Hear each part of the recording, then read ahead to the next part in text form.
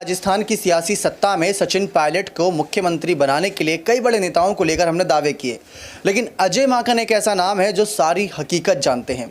25 सितंबर को जो घटना घटी थी उस समय बड़े ऑब्जर्वर के रूप में मल्लिकार्जुन खड़गे थे, भूपेश बघेल थे, लेकिन सबने चुप्पी साधे रहे। उस मामले पर किसी ने हकीकत नहीं बताई कि उस रात हुआ क्या था। मल्लिकार्जुन खड़गे अध्यक्ष बन गए, भूपेश बघेल सीएम बनने के दोबारा सपने देख रहे हैं, लेकिन अजय माकन एक ऐसा नाम है जिन्होंने गहलोत के समर्थक नेताओं के खिलाफ इस्तीफा तक दे दिया था। जी हाँ, राजस्थान के नए प्रभारी यहाँ पर रंधावा जी बने, लेकिन उनसे पहले दिल्ली की सत्ता से आकर यहाँ पर अजय माकन ने बागडोर संभाली थी। अजय माकन ने सभी सच्चाई को सबके सामने रखा था कि गहलोत के मंत्री के रहते हुए यहाँ पर सत्ता परिवर्तन हो ही नहीं सकता। आपको याद दिलाते चले, जिस तरीके से माहौल बदला था, जिस तरीके से तमाम बातें की जा रही थी, वो सब चौंका देने वाली थी।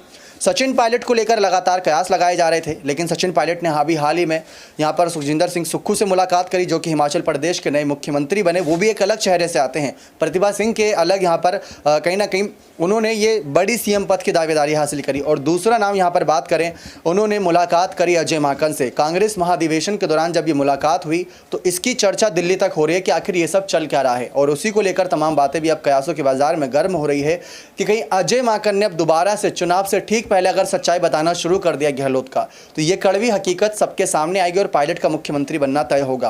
क्योंकि उस रात अजय माकन राजस्थान के प्रभारी थे और उनको फैसला लेना था कि क्या सीएम पद सचिन को दिया जाना चाहिए या नहीं, और वो सचिन के समर्थन में थे। उन्होंने सचिन पायलट के इस्तीफे को यहाँ पर तमाम बातों को गद्दारी, बगावती नेताओं को सबको झुटलाते हुए ये कहा कि अब गहलोत समर्थकों की कई हद तक ज़्यादा गलती है।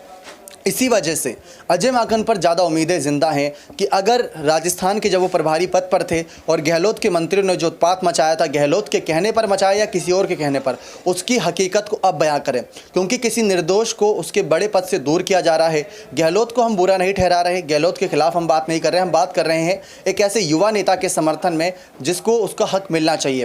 क्योंकि हम भी जानना चाहते हैं कि अगर सचिन पायलट राजस्थान की सत्ता पर राज करते, मुख्यमंत्री बनते, तो कम उम्र के मुख्यमंत्री तो बनते ही बनते, लेकिन इसके बाद जिस तरीके से वो सत्ता चलाते वो देखना दिलचस्प होता। क्योंकि ये आर्मी से भी जुड़े हुए हैं, इनके पिता पायलट रह चुके हैं इंडियन आर्मी में, तो वहाँ से ये सारी चीज़ें, एक देशभक्ति की भावना, राजस्थान की सत्ता के लिए क्या कदम उठाते, ये सब देखना दिलचस्प होता। जैसे अरविंद केजरीवाल ने दिल्ली की कायाकल्प करने के लिए कई सारे फैसले लिए, ठीक उसी तरीके से सचिन पायलट का नाम भी आज सामने आता है। लेकिन अजय माकन के खुलासे करने जरूरी हैं, अजय माकन के बयान जरूरी हैं, और वो ऐसे समय पर बहुत ज़्यादा अहम भूमिका निभाते हैं कि आगे कैसे सत्ता का बड़ा यहाँ पर परिवर्तन होता नजर आएगा, सत्ता का खेल खेला जाएगा। लेकिन अजय माकन पर सारी उम्मीदें टिकी हैं। लेकिन आपको क्या लगता है कि चुनाव से पहले सचिन पायलट को सीएम पद मिलना चाहिए या नहीं? अपनी राय कमेंट सेक्शन में जोड़ दीजिएगा। बहुत बहुत धन्यवाद।